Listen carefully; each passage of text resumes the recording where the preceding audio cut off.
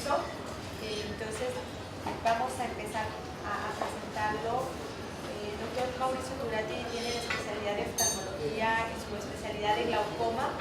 Es adscrito actualmente en la Sociedad para Evitar la Ceguera, egresado de ahí mismo. Ha sido 2 veces secretario del Colegio Mexicano de Glaucoma en 2014 y 2015. Él está en el comité editorial de la Revista Mexicana de Oftalmología desde el 2009, coeditor de imágenes clínicas de la Revista Mexicana de Oftalmología, es coordinador de coloquios de la Sociedad Mexicana de Oftalmología, protesorero de la Sociedad Mexicana de Oftalmología ahora en el 2017, es miembro activo de la Sociedad Mexicana de Oftalmología, del Consejo, del Colegio Mexicano de Glaucoma, de la American Glaucoma Society y de la American Academy of Ophthalmology. Es igual también miembro de la Sociedad Médica del Hospital Ángeles de Pedregal. Entonces creo que no sé si me faltó algo, doctor, pero bueno, es un honor tenerlo aquí. Siempre es un placer escuchar lo que nos viene a compartir el doctor de esa manera tan peculiar y tan práctica que lo caracteriza, perdón. Y pues bienvenido, doctor. Doctora, pues muchas gracias por la invitación, muchas gracias a todos por estar por acá. Y bueno, pues vamos a empezar porque tenemos aquí... perfecto.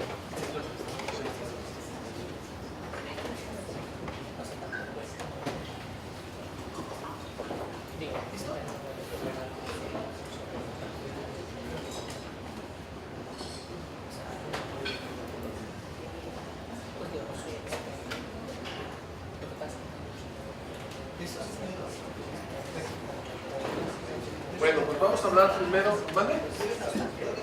Señalador, sí. Vamos a hablar primero sobre terapia médica en glaucoma y después vamos a hablar sobre cirugía combinada. Solo como recordatorio, vamos a ver que la definición de glaucoma es una enfermedad que va a afectar el nervio óptico, que se va a caracterizar por un aumento de la excavación de la papila y con defectos característicos del campo visual que van a ser acorde y derivados de la anatomía de la capa de fibras nerviosas. El glaucoma en general va a afectar entre el 1 y el 2% de la población mundial y este porcentaje obviamente aumenta a mayor edad, siendo cercano al 14%, sobre todo los latinos, cuando estos llegan a tener 80 años de edad. El glaucoma primario de ángulo abierto es el que más personas afecta a nivel mundial, pero el que más ciegos deja es el glaucoma de ángulo cerrado. Se calcula que para el 2020 van a existir cerca de 80 millones de personas con glaucoma a nivel mundial, y de ahí la importancia que debemos de dar a esta enfermedad.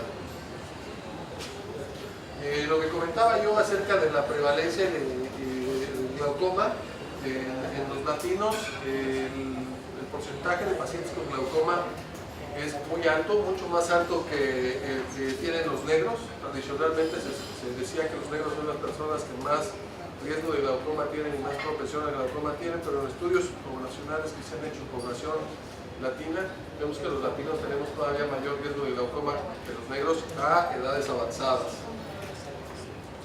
Existen diferentes factores de riesgo para el desarrollo de glaucoma. No todos van a tener el mismo peso.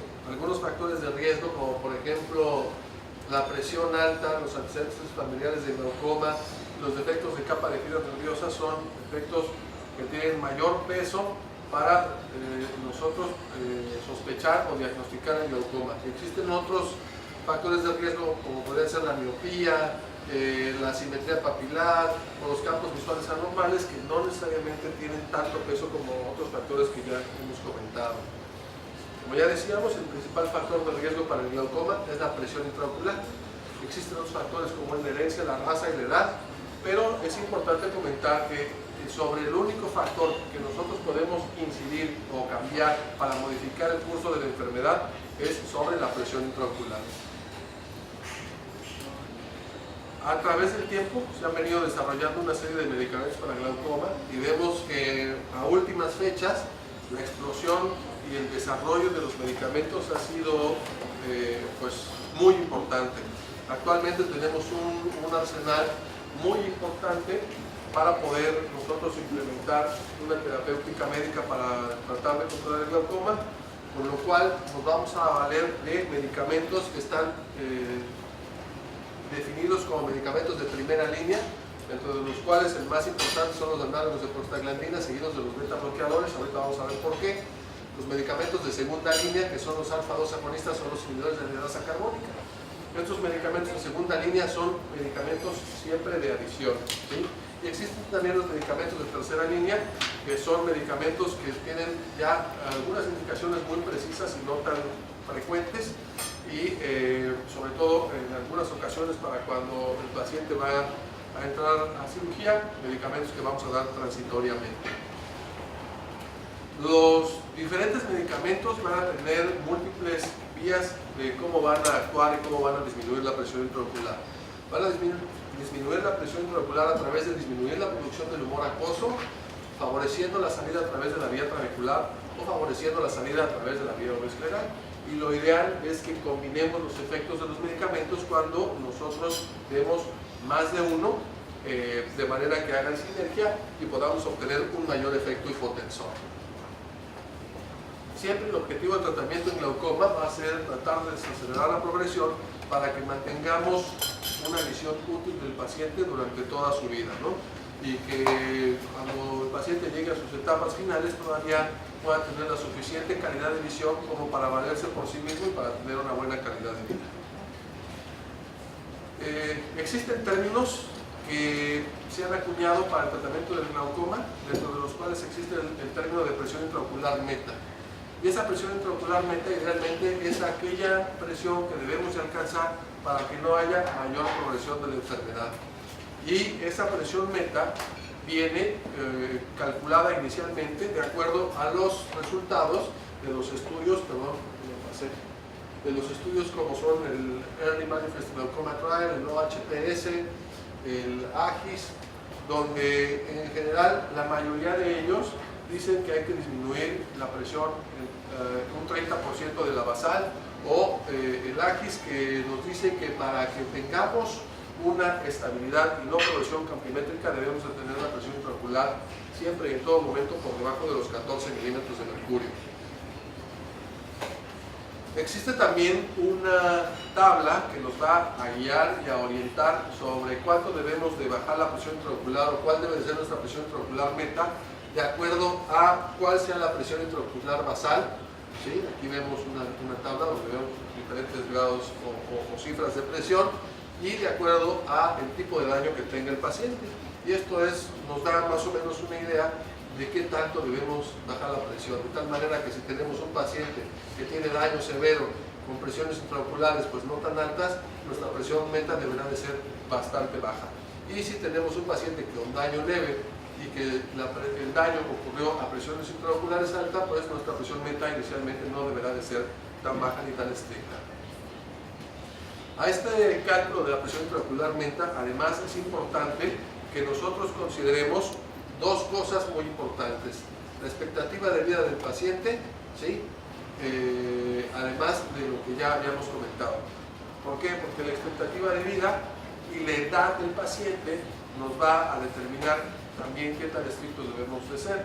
Por ejemplo, un paciente que tiene 18 años y que ya tiene un glaucoma juvenil que es pues, bastante agresivo, nosotros tenemos que ser mucho más enérgicos en comparación, por ejemplo, con una persona que a los 70 años empieza a presentar un glaucoma secundario a pseudoexfoliación, por ejemplo, ¿no? Los medicamentos, ya decíamos que se agrupan los de primera, segunda y tercera línea. ¿Y de dónde viene esta clasificación? Pues esta clasificación viene derivada de la calidad y de la potencia hipotensora de los medicamentos, de la posibilidad de taquifilaxia, de las dosificaciones que tenemos que utilizar del medicamento para lograr la mayor eficacia. Y aquí vemos, por ejemplo, en esta gráfica, ¿cuáles son los medicamentos que más bajan la presión? Pues son los análogos de prostaglandinas. Por eso decíamos que son los medicamentos de primera línea y los de primera elección. Posteriormente se encuentran los beta bloqueadores y los medicamentos de segunda línea o de adición, serían los medicamentos que tienen una menor eficacia hipotensora y que serán para agregarse a los medicamentos de primera línea, siempre y cuando el paciente pueda y no tenga contraindicación de utilizar este tipo de medicamentos. Entonces, este estudio que ya ven ustedes es un estudio muy importante que nos ayuda a clasificar los medicamentos de acuerdo a la eficacia hipotensora, al número de veces que lo tenemos que usar por día y a la posibilidad de que tengamos o desarrollemos una taquifilaxia con su uso. Vieron ahí los porcentajes de baja de presión de los medicamentos. Es importante que sepan ustedes que estos porcentajes de presión no se suman, es decir, si nosotros usamos un análogo de prostaglandinas que más o menos baja un 30% la presión y agregamos un inhibidor de grasa carbónica, pues no se le suma a ese 30 el 25% extra para tener un total de 55%, sino por ejemplo a ese análogo de prostaglandinas, cuando nosotros le agregamos un inhibidor de grasa carbónica, la reducción de presión adicional es de aproximadamente 3 milímetros de mercurio. Cuando agregamos a un análogo de prostaglandinas un beta bloqueador, la baja de presión es de alrededor de 2 milímetros de mercurio, y cuando le agregamos un alfa-2 agonista, la baja de presión es de aproximadamente 1 milímetro de mercurio. La monoterapia nos va a servir siempre y cuando tengamos un paciente con daño leve que pueda tolerar, ya decíamos, idealmente los análogos de prostaglandinas. Los beta bloqueadores se dejan en el caso de que no haya respuesta adecuada a las prostaglandinas o que estén contraindicadas para su uso en los pacientes. Y los medicamentos combinados van a tener un nicho muy especial que vamos a ver ahorita en qué situaciones se recomienda utilizar medicamentos combinados. Pacientes que tengan ya un daño más avanzado, pues recordemos que tenemos de entrada los análogos de prostaglandina como medicamento de primera elección. En caso de que un análogo de prostaglandinas no funcione, podemos hacer un switch por otro análogo para ver si ese análogo sí funciona o no funciona. En el caso que no logremos cuando menos una baja tensional del 20% con un análogo de prostaglandinas, ese paciente es un no respondedor a los análogos y tendremos que cambiar ya sea a un beta bloqueador o a un medicamento combinado. Entonces, ventajas de la monoterapia. Uno, la monoterapia va a mejorar el cumplimiento del paciente al tener menos gotas que aplicarse y solamente un frasco para aplicarse una gota una vez al día. Va a reducir el riesgo de eventos adversos. ¿Por qué? Porque al tener menos instilación de medicamentos, estos medicamentos van a generar menos alteraciones en la superficie ocular y lo mismo, menos posibilidad de que los conservadores puedan afectar la superficie ocular. Ahora, afortunadamente, ya tenemos una serie de medicamentos que vienen sin conservadores o sin cloruro de benzalconio, no sin conservadores, pero sin cloruro de benzalconio, que van a disminuir también la propiedad de superficie ocular. Entre menos medicamentos y menos dosis también va a disminuir el riesgo que puedan tener interacciones con otros fármacos, y ya decíamos que vamos a tener menos daño corneal inducido por los medicamentos y por los conservadores. Pero desafortunadamente la mayoría de las veces la monoterapia no es suficiente, sobre todo al cabo del tiempo, porque como sabemos que esta es una enfermedad que dura pues, toda la vida, va a llegar un momento, prácticamente casi todos los pacientes, en el que vamos a tener que utilizar 2 o más medicamentos para tratar de controlar la presión de una manera adecuada. Aquí vemos que en los 2 primeros años o después de los 2 primeros años, más de 3/4 partes de los pacientes requirieron 2 o más medicamentos para alcanzar una piometa adecuada, y que al cabo de 5 años el 50% necesitaron 2 o más medicamentos para tener tan solo una baja de presión del 20%. Igual, aquí pacientes en donde vemos que después de un tiempo todos los pacientes van a requerir 2 o más medicamentos. La terapia combinada. ¿Sí? Idealmente la terapia combinada se debe de realizar combinando los efectos o los mecanismos de acción de los medicamentos, mejorando el flujo de salida y disminuyendo la producción de acoso. ¿Cuándo debemos de utilizar una terapia combinada? Pues ya decíamos que debemos de iniciar idealmente con un análogo de prostaglandina. Cuando son efectivos, continuamos con ellos. Si son parcialmente efectivos, añadimos medicamentos o cambiamos por una terapia combinada. Y cuando no son efectivos, igual cambiamos por un beta bloqueador o por una terapia combinada con un beta bloqueador, por ejemplo. La terapia combinada, ¿cuándo la vamos a utilizar? Cuando tengamos presiones iniciales muy altas. Por ejemplo, aquí puse 30 minutos de mercurio. ¿Por qué? Porque sabemos que aunque demos un análogo de prostaglandinas, difícilmente este análogo nos va a llevar a una presión lo suficientemente baja como para lograr que no esté en riesgo el nervio óptico de ese paciente.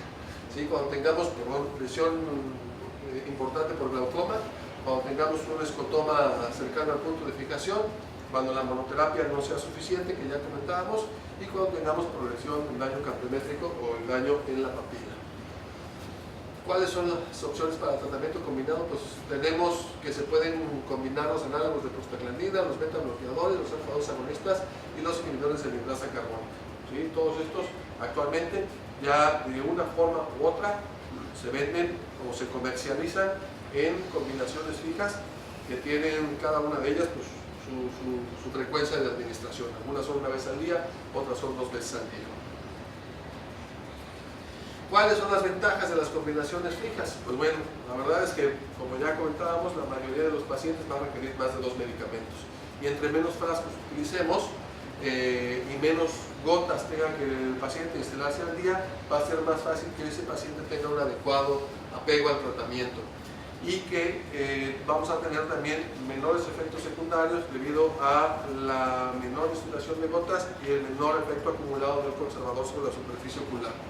¿Cuáles son las desventajas? Pues sí hay desventajas, limitan la individualización de las dosis y en algunas ocasiones el efecto adicional de tener una combinación fija no es tan importante como cuando damos los medicamentos de manera separada. Uno de los beneficios de la terapia concomitante pues es más difícil que el paciente use 2 gotas a que use solo un frasco. Aquí vemos en un estudio que se publicó ya en 1995, al cabo de 6 meses, cuando un paciente estaba utilizando 2 frascos para su tratamiento, solo el 32% de los pacientes se aplicaba adecuadamente el tratamiento. Mientras que para el mismo tiempo de seguimiento, 6 meses, que tampoco es muy bueno el porcentaje, pero pues es mejor que 32, el 50% de los pacientes al cabo de 6 meses tenían un adecuado apego al tratamiento, lo cual pues, nos lleva a una mayor eficacia. ¿Por qué? Porque aunque el medicamento sea muy bueno, no tiene ningún efecto si el paciente no se lo pone. La tolerancia y el apego pues, son factores entonces que van a repercutir en nuestro tratamiento.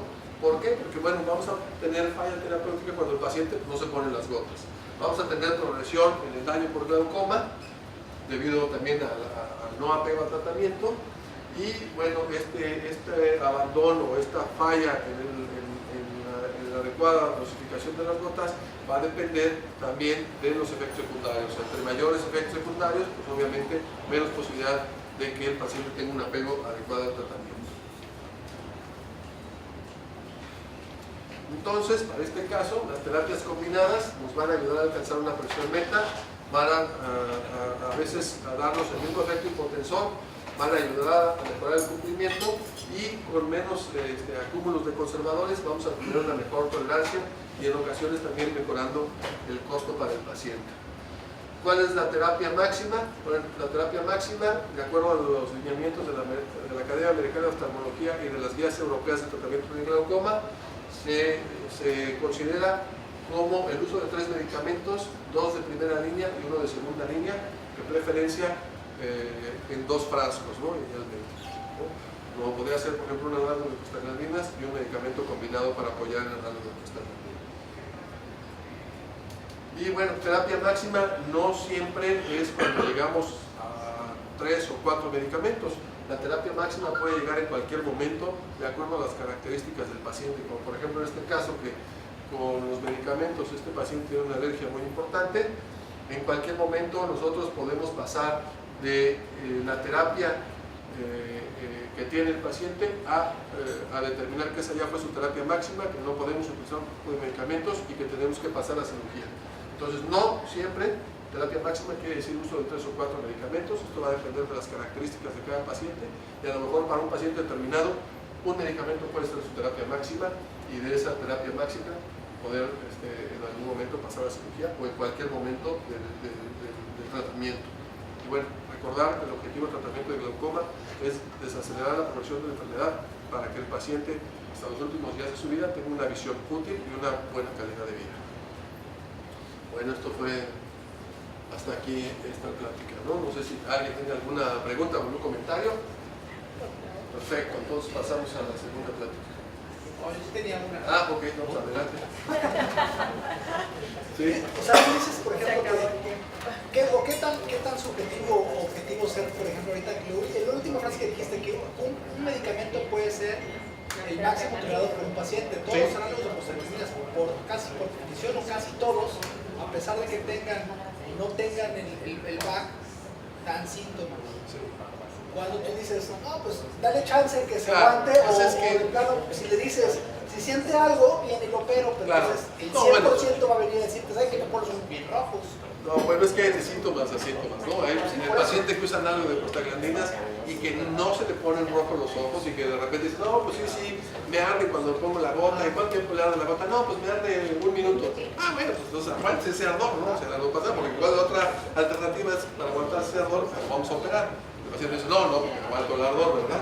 Entonces, hay que poner en una balanza el riesgo-beneficio de usar o no determinado medicamento, ¿no? Si el paciente tiene una alergia como este otro que vimos, pues no le podemos decir a este paciente, no, pues sí, ya se mueven las gotas, no importa, aguántese. No. Pero ya te digo, entre ese paciente que te digo que ni siquiera se le ponen rojos hasta este otro que está aquí en la fotografía, pues bueno, está todo un abanico de posibilidades que tú, de acuerdo a las características de tu paciente, a el tipo de glaucoma y a los medicamentos que tengas disponibles, pues vas a tratar de lograr el mejor efecto terapéutico con los menores efectos secundarios posibles. Y sí, va a llegar un momento en el que tú le podrás sugerir a tu paciente, sabes que por los efectos secundarios que tú tienes, por el efecto que te está generando el medicamento, por la baja hipotensión y por como tú estás, ya en este momento es preferible cirugía. O no, nos podemos seguir con los medicamentos y vemos cómo evoluciona. Sí, a las mujeres, sí, no, si para las mujeres me lo dicen, no, está muy bien este medicamento porque me crecen las pestañas. Sí, muy bien.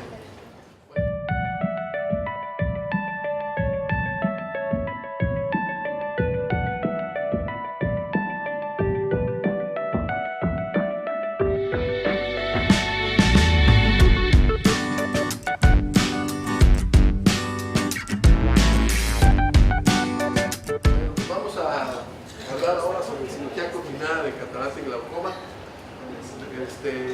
Debo decir que la plática anterior es una plática por Mundifarma y esta plática es la plática del colegio para la sesión de hoy, ¿no? Glaucoma y la catarata, pues ya sabemos todos ustedes que son una cosa de todos los días, que van a afectar a nuestros pacientes en mayor o menor grado y que afectan de manera más importante a los pacientes de mayor edad, no por esto queriendo decir que no pueden afectar a personas más jóvenes.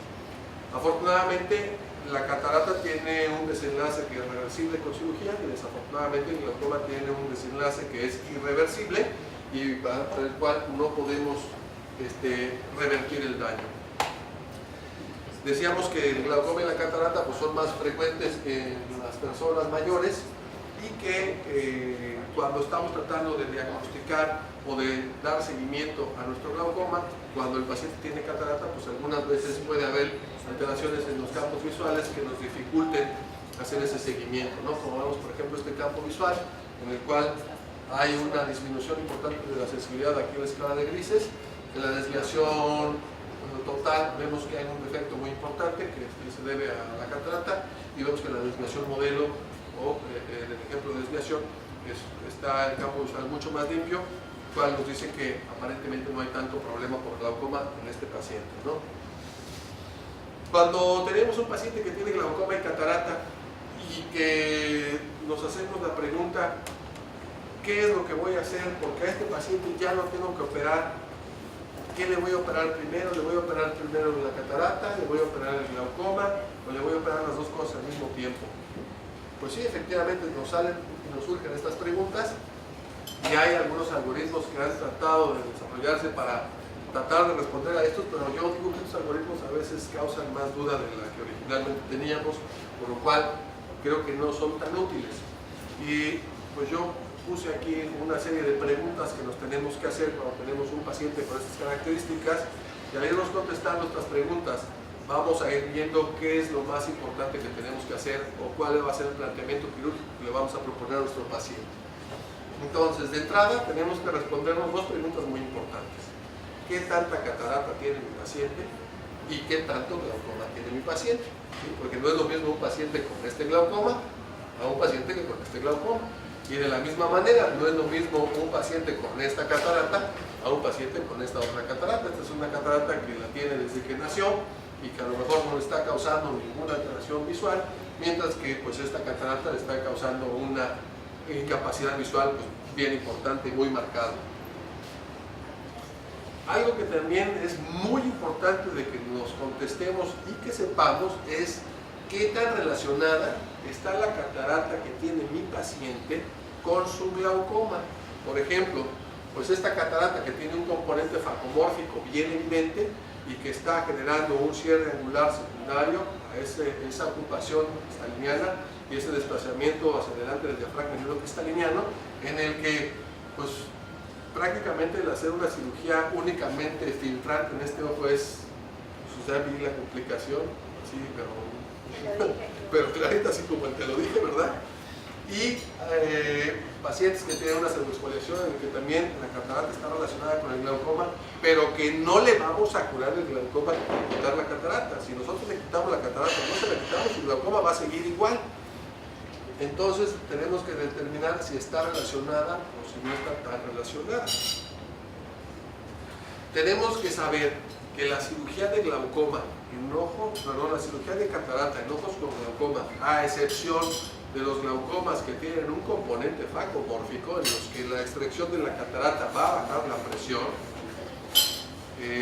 la cirugía de catarata en la mayoría de los pacientes con glaucoma va a hacer que la presión suba otro poquito más.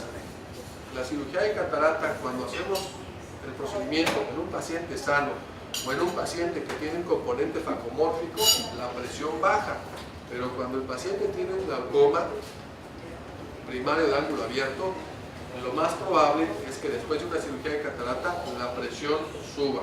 Y esto es muy importante tener en cuenta, sobre todo teniendo en consideración si mi paciente que tiene un glaucoma primario de ángulo abierto y estoy planteándome la posibilidad de quitar la catarata, tengo que contestarme tengo que saber también cuántos medicamentos está usando ese paciente. ¿Está usando 1, 2, 3, 4 medicamentos?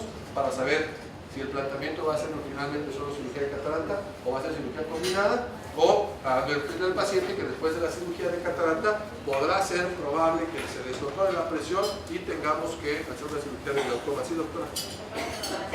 ¿Cuál es el mecanismo por el cual sube la presión de la cirugía? Sí, agotamiento de la función trabecular. El trabéculo funciona, digamos, en un paciente que tiene glaucoma primario de ángulo abierto, por decir, al 60%. Y el procedimiento quirúrgico, la inflamación que se genera y el trauma quirúrgico van a hacer que a lo mejor esa función que te estaba al 60, ahora a lo mejor baje al 40.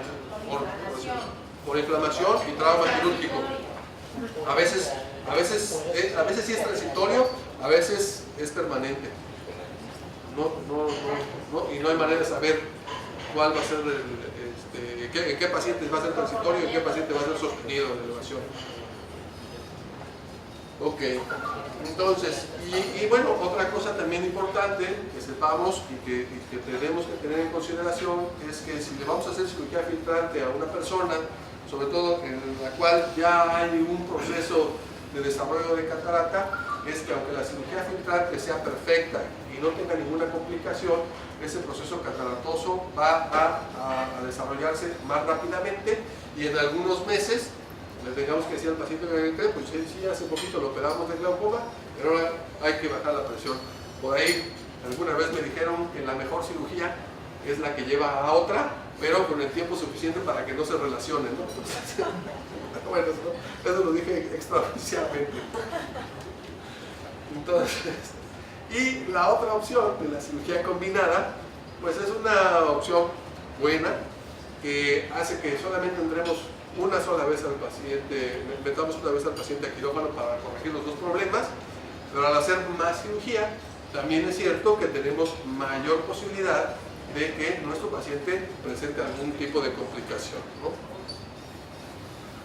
Las indicaciones generales para cirugía combinada de catarata y glaucoma, pues es, como ya lo saben ustedes, presión intraocular no controlada con la terapia máxima, hablábamos de que podría ser esta 1, 2, 3 o 4 medicamentos, que el campo visual esté progresando, que no podamos valorar adecuadamente el campo visual, que el paciente tenga intolerancia a los medicamentos para bajar la presión, que la catarata esté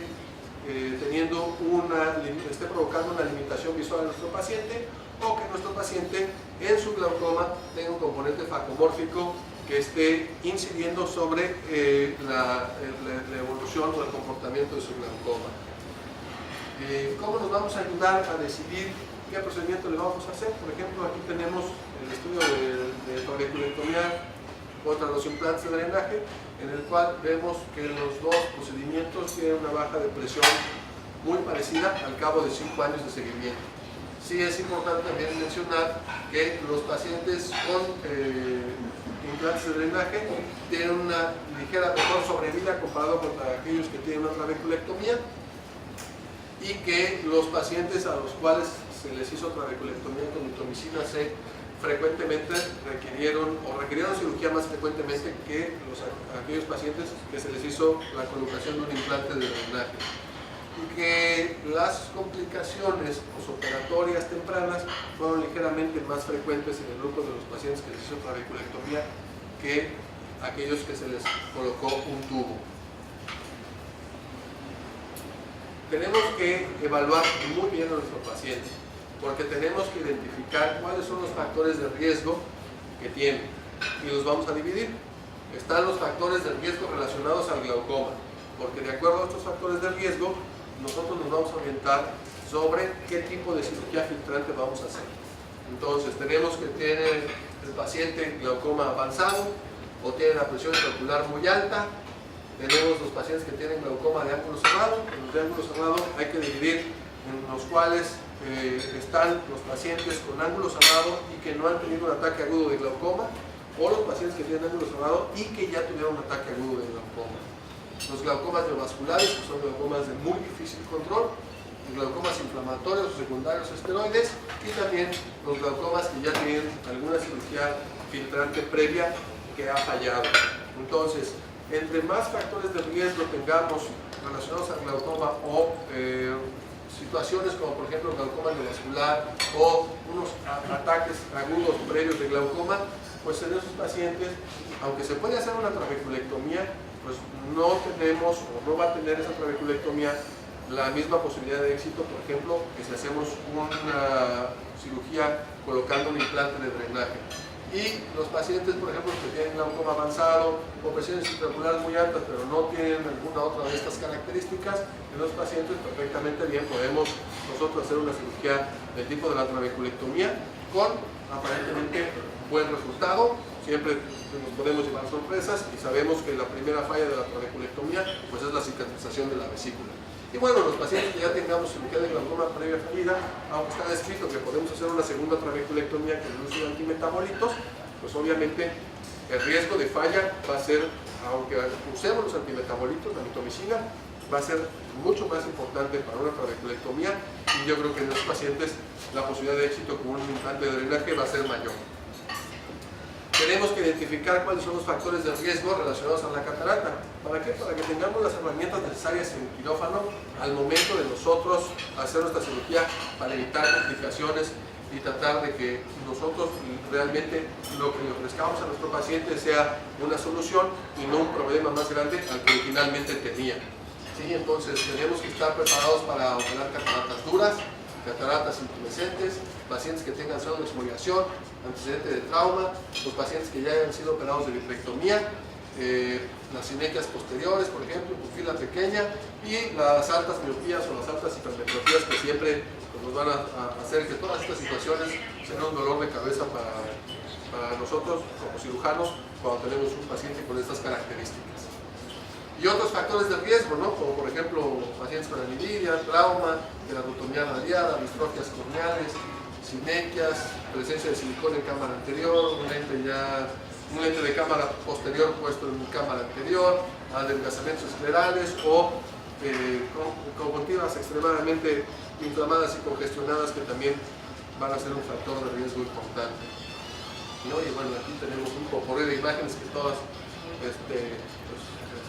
son diferentes tipos de alteraciones que pueden presentar nuestros pacientes y que nosotros tenemos que estar preparados para, de acuerdo a las características que tenga nuestro paciente, al momento de hacer la cirugía, tener los aditamentos o instrumentos necesarios, como podrían ser anillos de tensión capular, que podamos o no suturar esclera, etcétera, ganchos, azul de tripano, prechopper, en fin, viscoelástico dispersivo, cohesivo, para poder enfrentar este tipo de complicaciones.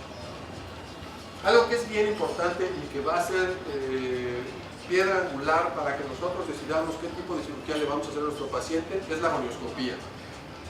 Aunque nosotros podamos valorar la profundidad de cámara anterior y hacer un estimado con la maniobra de Van Herk y con nuestra lámpara de hendidura, al dirigir el haz de luces en la cámara anterior y en los extremos de la córnea, pues no debemos de pasar por alto la exploración con un goniolente para que nosotros veamos cuáles son las características del ángulo y determinar, de acuerdo a esta exploración, cuál será nuestro procedimiento quirúrgico de elección, tanto para una cirugía filtrante como para una cirugía de cristalino, ¿no? Y bueno, por ejemplo, pacientes con estas características, en los cuales tenemos un componente facomórfico bien importante, pues es mandatorio quitar el cristalino independientemente de que esté o no esté transparente, para que nosotros podamos hacer también adecuadamente una cirugía de glaucoma, ya sea que vayamos a hacer una trabeculectomía. Si nosotros hacemos la trabeculectomía y no quitamos el cristalino, el riesgo de cámara plana en el glaucoma maligno es altísimo, y si queremos colocar un tubo, pues también no vamos a tener espacio donde colocarlo cuando tenemos una cámara anterior tan estrecha con estas características, por ejemplo, ¿no? Opciones quirúrgicas para la catarata, las dos más comunes, aunque existen otras variantes como puede ser el mininúcleo o la densectomía, que se usan no tan frecuentemente. Lo que se usa más frecuentemente es la cirugía de Faco, de extracción extracapsular de catarata. Y para la cirugía de glaucoma, vamos desde la esclerectomía profunda no penetrante, que pocas personas la hacen bien, la trabeculectomía, que es una técnica más universal, la trabeculectomía, por ejemplo, con Express en casos especiales, y el implante de válvula de Ahmed, que es también una cirugía bastante común como la trabeculectomía. Y actualmente también en algunos procedimientos de mínima invasión en glaucoma, que ya tenemos aquí en México, como puede ser el Dual Blade, el iStent y el CyPass. Y en próximas fechas, aparentemente, el Gel Stent. ¿Cuál va a ser la técnica quirúrgica que vamos a seleccionar? Pues la que podamos ofrecerle a nuestro paciente, que nos mantenga idealmente la presión más baja y que nos dé los mejores resultados en cuanto a recuperación visual y rehabilitación visual para nuestro paciente, siempre teniendo en cuenta y valorando cuáles son los efectos secundarios o las posibles complicaciones que esto nos podrá acarrear. Por ejemplo, en este paciente que tuvo un trauma de segmento anterior, en el cual el pronóstico de una trabeculectomía es muy malo, pues en este paciente lo que se hizo fue la extracción de la catarata y la colocación de una válvula de Ahmed. En este otro paciente que tiene ya no sé si es una cirugía refractiva o se encontró por ahí a Wolverine enojado y le hicieron una cirugía de catarata y le pusieron un implante Express. Este paciente que tiene una tumoración del iris y que está teniendo un efecto de masa, aquí en este paciente vemos aquí está el tumor, se le quitó el tumor en un primer paso y en un segundo paso se hizo una cirugía de catarata y el implante de una válvula de Ahmed. Este otro paciente que vemos que tiene un glaucoma facomórfico con un componente cristalino bien importante, una cámara anterior súper estrecha Vamos a ver el primer video de los casos que vamos a presentar hoy.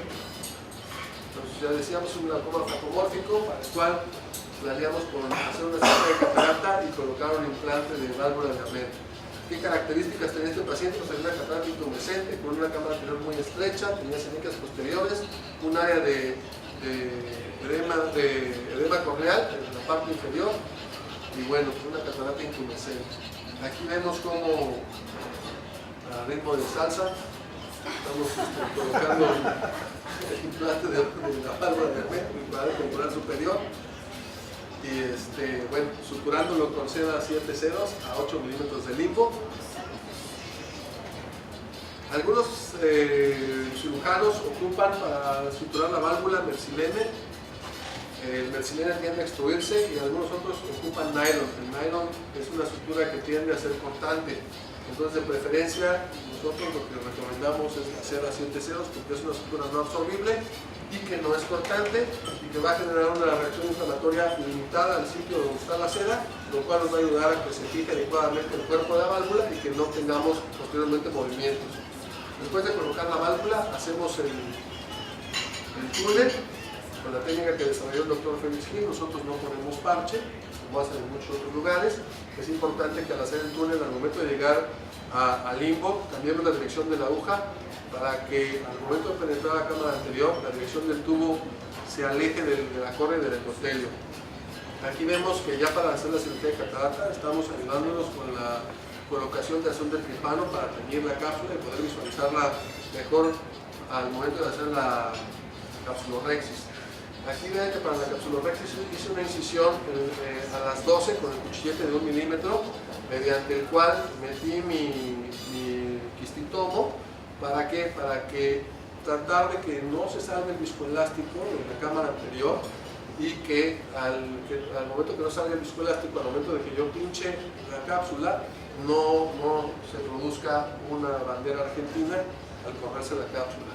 Y bueno, vemos aquí que estoy haciendo la capsulorhexis, pero lo estoy haciendo así con muchísimo cuidadito, así como quitándole pedacitos de cápsula para que no se me vaya a correr.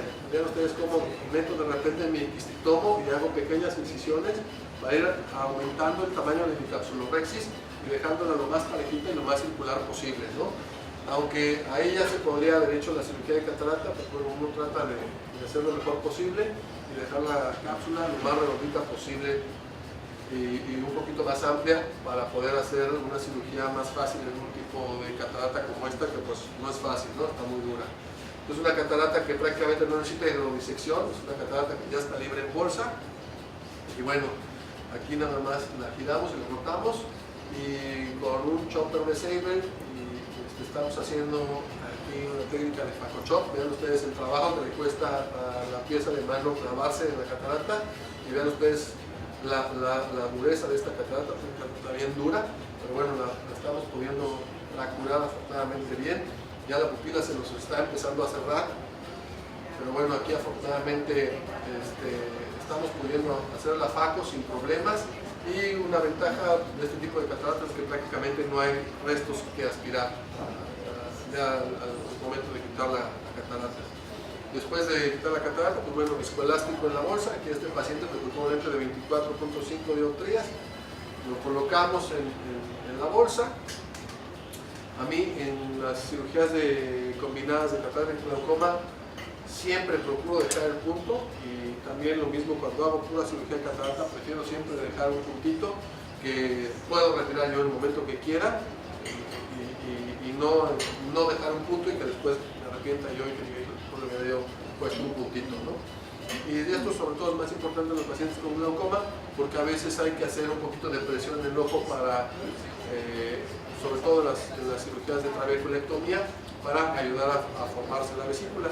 Y al momento de hacer esa presión, pues siempre es mejor tener un nudo o un punto en el puerto de la faco para que lo podamos hacer con mayor confianza y con mayor seguridad. Vamos a ver el caso ahora de un paciente que vean ustedes el título arriba. Le hicimos faco, más lente intraocular, más express, más arriba de tensión capsular, más vitrectomía anterior. El plan de este paciente original era de faco y trabeculectomía, pero con la complicación que tuvimos cambiamos el plan a Express y decía yo de tener a la mano todos los aditamentos e insumos necesarios para hacer una cirugía, para que en el momento que nosotros lo necesitemos, ahí lo tengamos, ¿no? Y podamos ofrecerle al paciente un buen resultado. En los pacientes que vamos a hacer cirugía combinada de FACO y trabeculectomía, pues lo primero que tenemos que hacer es el colgajo conjuntival, la cartera escleral, y ya después de eso, sin penetrar la cámara anterior, hacemos nuestra incisión. Aquí vemos cómo estamos colocando azul de tripáneo y viscoelástico. Aquí hacemos nuestra incisión en el puerto principal. Y vean ustedes, en este paciente no habíamos detectado en la exploración que tuviera debilidad celular, pero vean ustedes aquí vean ustedes cómo se está plegando la cápsula en esta parte al momento de nosotros empezar a hacer esta capsulorhexis, solo esta parte de acá. Vean, aquí no hay tanto problema, aquí la cápsula se mantiene muy bien, no hay problema, pero vean cuando regresamos para acá, vean estos pliegues, nos indican que hay una debilidad celular en esta zona, ¿sí?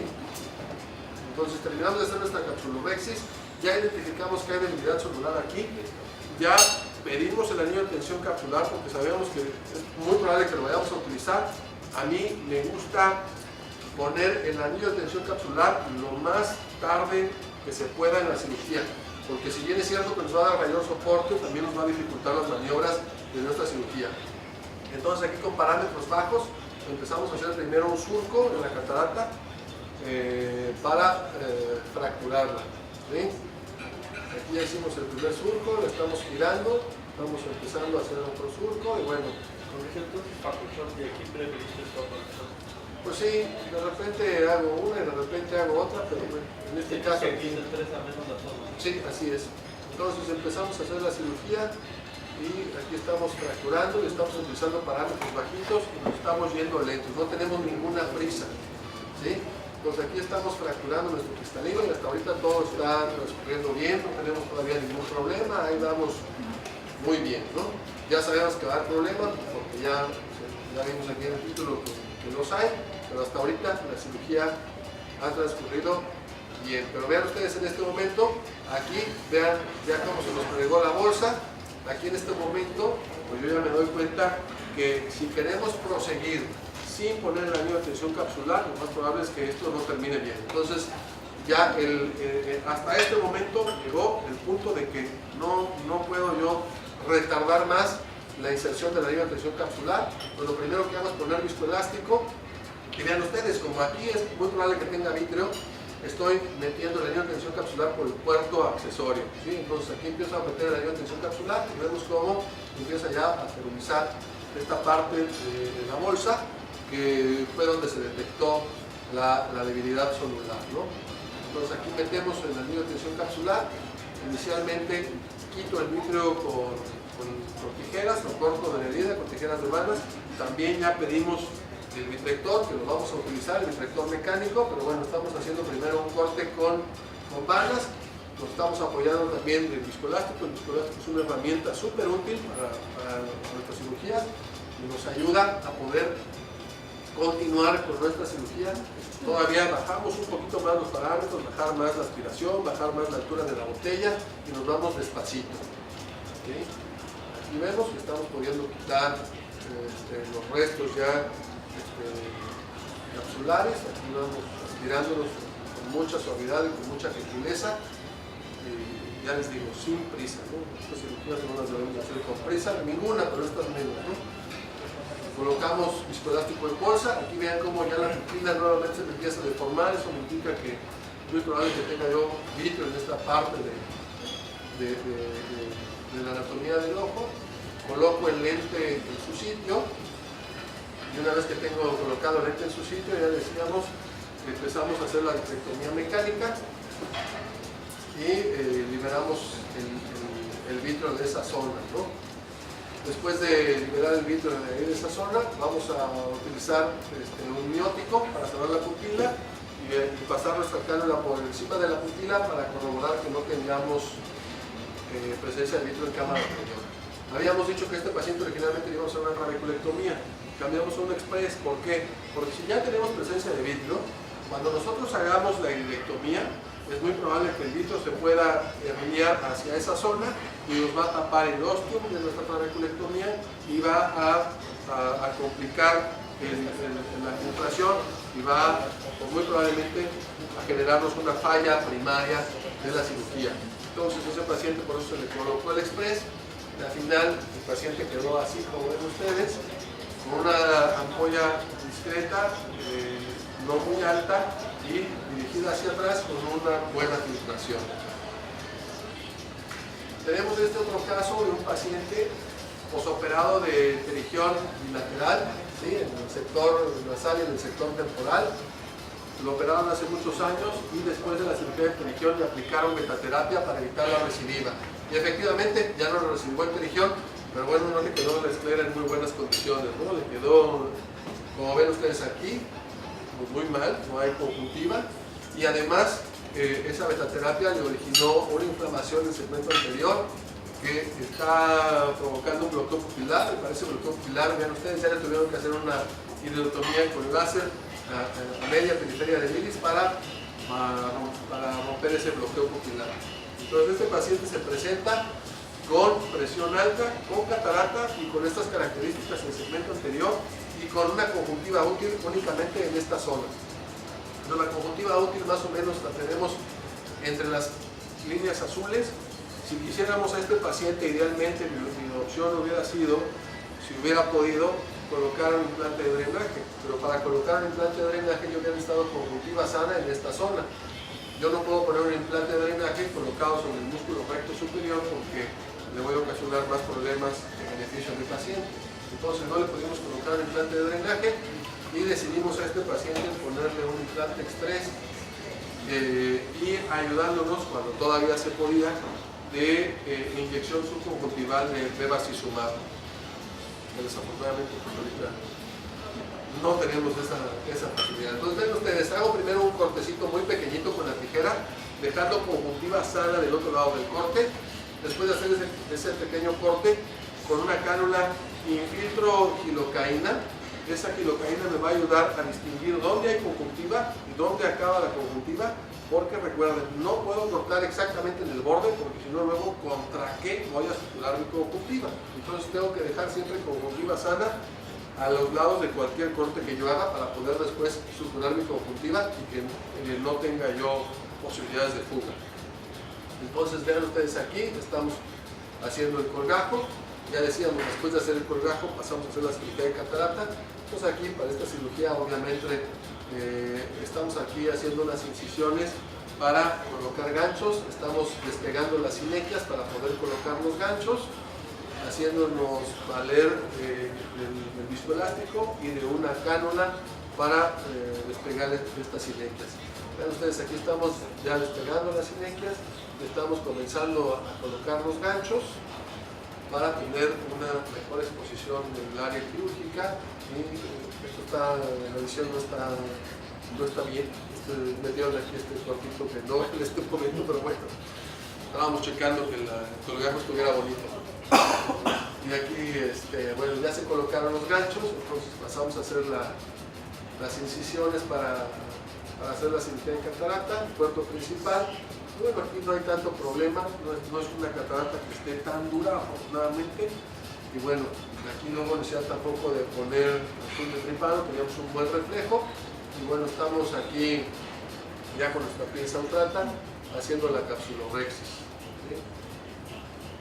¿Qué tan amplia hacemos la capsulorhexis? Pues lo amplio que nos dé la visualización que tenemos de la pupila para llegar casi a los bordes del iris a hacer nuestra capsulorhexis. De preferencia siempre que veamos los bordes y que no se nos vaya por debajo del iris para evitar problemas. Y bueno, hacemos la hidrodisección y vamos a la catarata. Ya decía, no es una catarata que esté tan dura. Afortunadamente no tuvimos problemas en hacer la cirugía de la catarata en este paciente. Estamos notando el núcleo. Es un núcleo que no lo puedo mantener adherido a la pieza de mano, entonces estoy viendo que está en medio, se me viene como en pedacitos, y entonces estamos haciendo la técnica de fa como puedas. A veces hacemos taco chop, a veces hacemos stop and chop, y a veces hacemos fa como puedas. Esta fue de fa como pude.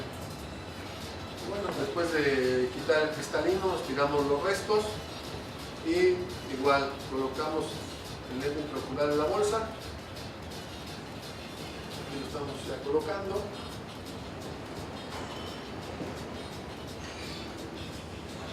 ¿Dudas, preguntas, comentarios?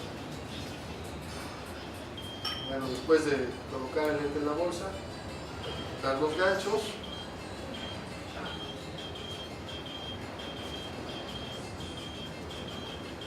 Se puede quitar como el primero que vieron que quité, es una técnica fina y delicada, o así, ¿no?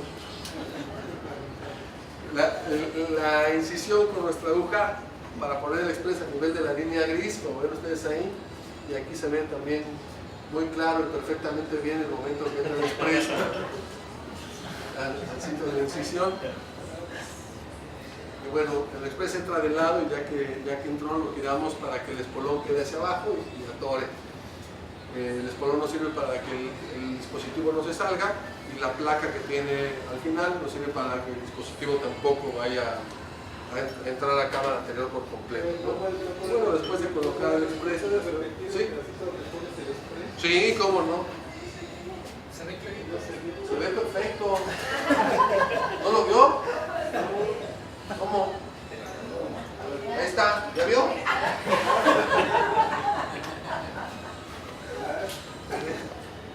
Y bueno, pues ya después la cirugía transcurre igual, cerramos la cartera escleral, cerrando la conjuntiva. Aquí, normalmente este punto que di aquí al centro, normalmente no lo doy, pero en este paciente dije no quiero tener que entrar después por la posibilidad de Seidel, entonces di ese otro punto aquí central, que es un punto en U, para que tense yo la conjuntiva que está entre los puntos que ya di a los lados y la conjuntiva que queda al centro. Y al final, donde ya hacemos también aquí mi incisión relajante, estoy aquí inyectando bevacizumab subconjuntival para disminuir la posibilidad de fibrosis y tratar de tener un mejor control de presión intraocular. Y aquí vemos el paciente en el postoperatorio temprano, todavía tiene los puntos, pero con una ampolla de filtración amplia, difusa, dirigida hacia atrás. Así preferimos las ampollas. No nos gustan las ampollas localizadas ni altas, esas ampollas no dan tan buen resultado. ¿Sí, metabolismo? Sí, no, en ese paciente con esas características dije no, mitomicina no. Y bueno, creo que este es el último video que voy a presentar hoy.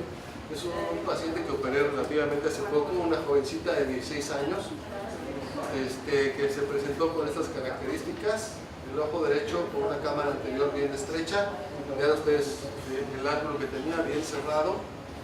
Este es el fondo de ojo, excavación en 10 décimos, la presión estaba aproximadamente en 45 minutos de mercurio, con tratamiento máximo de análogo y combinación fija de 3 medicamentos.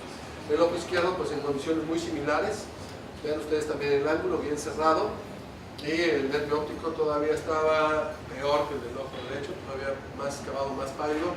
La visión del ojo derecho era todavía del izquierdo peor que la del derecho.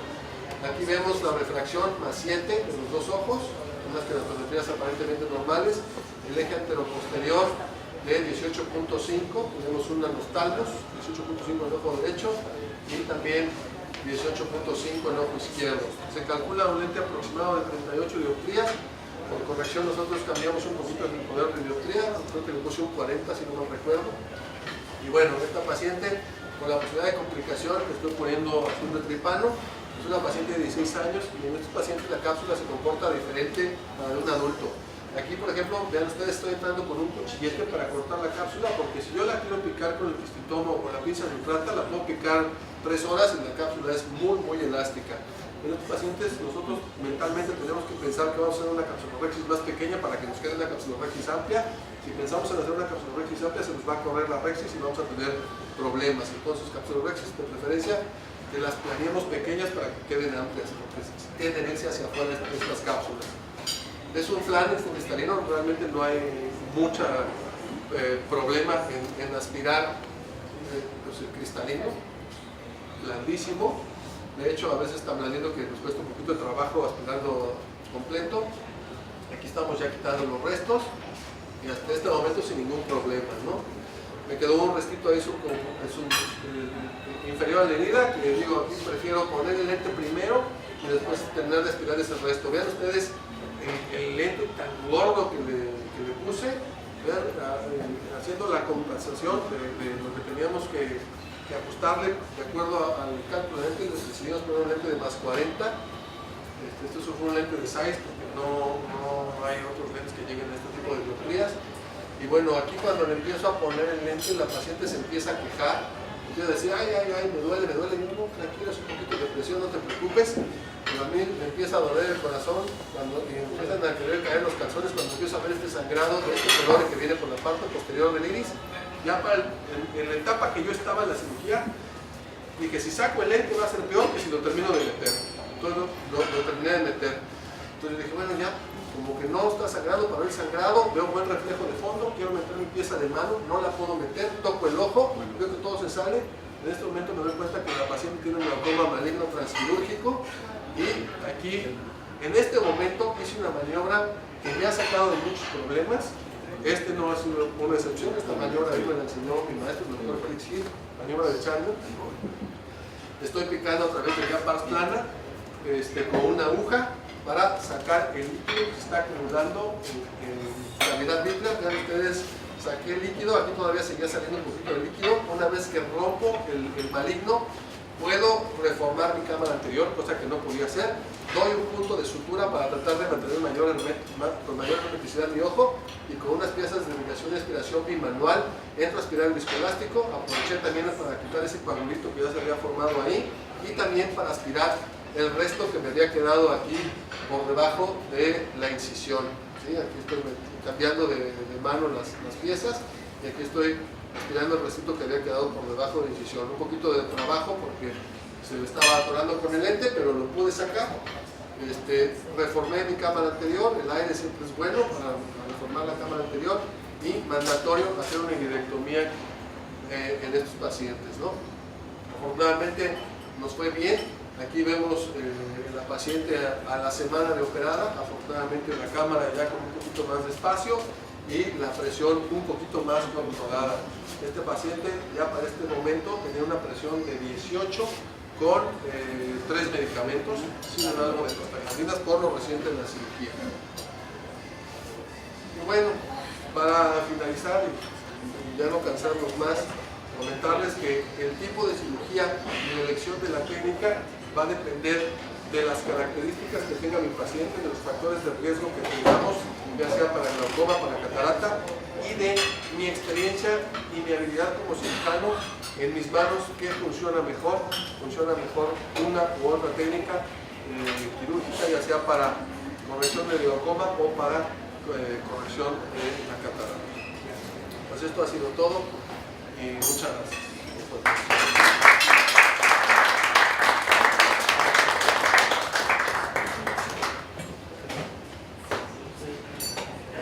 ¿Alguien tenga alguna duda para el doctor? Pues a mí me encantó la plática, doctor. Entregamos un pequeño reconocimiento. Muchísimas gracias, doctora. En nombre del colegio, que sean muchas gracias. Muchísimas gracias.